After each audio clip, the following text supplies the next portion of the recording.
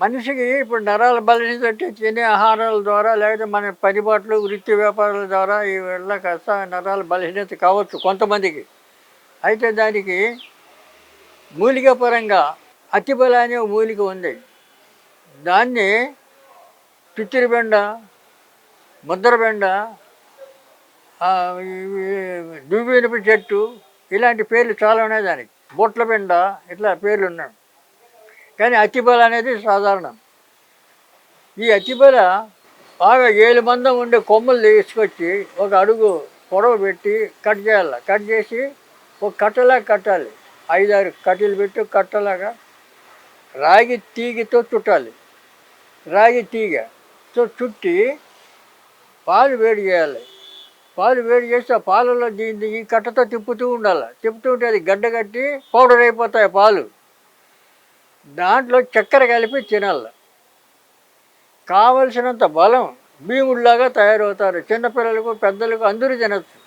అందరికీ పనికొస్తుంది. నరాల బలం పోతుంది, అన్ని బలం వస్తుంది. ఇది పెద్ద సమస్య కాదు.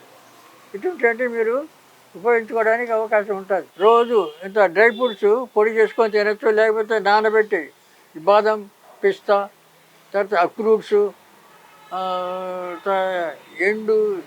ఎండు ద్రాక్ష, తర్వాత ఇలాంటివి ఒక 5-6 రకాలు డ్రై ఫ్రూట్స్ అవన్నీ తీసుకుంటే కూడా మంచి బలం వస్తుంది. రెండవది డ్రై ఫ్రూట్స్ వల్ల వెంట్రుకలకు కూడా బలం. వెంట్రుకలు జుట్టు రాలిపోవడం ఉండదు.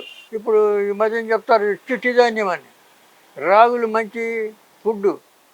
ఆ రాగులు పిండి కానీ, రాగులు సంగటి కానీ, రాగులు ముద్ద చేసుకొని తినడం కానీ, అలాగే సజ్జలు కూడా చాలా గొప్ప పనిచేస్తాయి.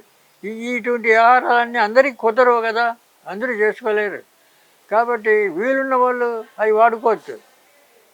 రాగి, సజ్జలు, కొర్రలు, ఆరికలు ఇలాంటివి చాలా ఉన్నాయి. వాటిలో ఏదో ఒకటి రెండో మీరు తెచ్చుకొని వాడుకోవచ్చు. తర్వాత ఈ డ్రై ఫ్రూట్స్ తీసుకోవడం. తర్వాత ఈ జ్యూసుల్లో కూడా ఈ జామ పళ్ళు, తర్వాత దానిమ్మ, ఈ సపోటా ఇలాంటి జ్యూస్ కూడా వాడడం చాలా మంచిది.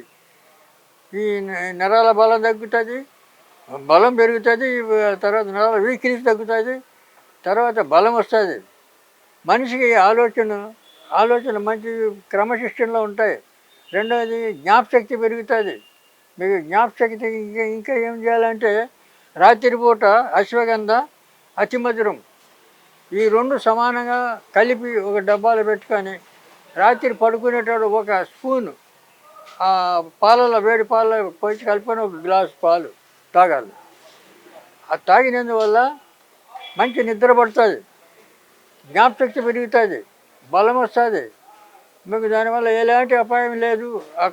చాలా దొరుకుతుంది. అది పొళ్ళు ఎక్కడ పోయినా దొరుకుతుంది. కాబట్టి నరాల బలహీనత పోతుంది, అన్నీ పోతాయి, బాగుంటుంది.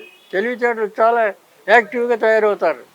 కాబట్టి అలాంటి అలవాటు చేసే డ్రై ఫ్రూట్స్, తర్వాత అశ్వగంధ, అతిమధురం ఇలాంటివి పదార్థాలన్నీ వాడుకోవచ్చు కదా. దాంట్లో పెద్ద సమస్య లేదు. కాబట్టి ఈ నరాల బలహీనత క్వశ్చనే లేదు.